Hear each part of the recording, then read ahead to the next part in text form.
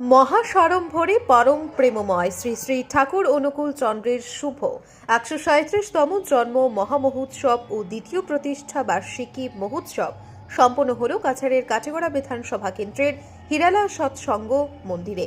গত দুদিন থেকে ব্যাপক জনস্রোতে আনন্দ উল্লাসে মেতে উঠেছেন এলাকার মানুষ।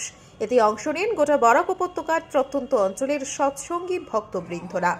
এই দুদিন ব্যাপী বিভিন্ন মাঙ্গলিক অনুষ্ঠানের মাধ্যমে হিলারা সৎসঙ্গ মন্দিরে উদযাপিত হয়। শনিবার বিকাল ৩টায় উৎসবের উদ্বোধন করেন উত্তর করিমগঞ্জের বিধায়ক কমলাক্ষ দীপুর কায়স্থ ও মন্দিরের দায়িত্বপ্রাপ্ত কর্মী সহ প্রতি ঋত্বিক রতন আচার্য।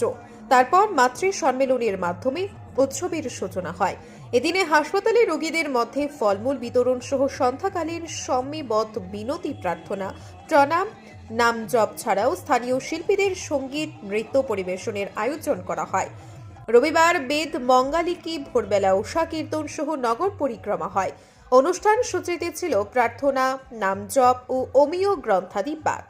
এরপর শ্রী শ্রী ঠাকুর, শ্রী শ্রী বড়মা, শ্রী শ্রী বড়দার সুসজ্জিত প্রতিকৃতি নিয়ে এক বর্ণাঢ্য শোভাযাত্রা বের হয়।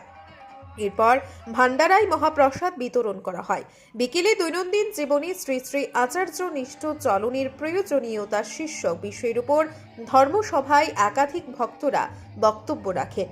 উৎসবে এক চিকিৎসা শিবিরের আয়োজন করা হয়। এতে শতাধিক রোগীর বিনামূল্যে স্বাস্থ্য পরীক্ষা করা হয়। সন্ধ্যায় সমবেত প্রার্থনা, আলোকসজ্জা সহ সাংস্কৃতিক অনুষ্ঠানের মাধ্যমে উৎসবের সমাপ্তি ঘটে। উৎসবে বিশিষ্টজনদের মধ্যে উপস্থিত ছিলেন অল আসাম গ্রেটার পাল কমিউনিটির রাজ্য কমিটির সভাপতি বিপ্লব কান্তি পাল।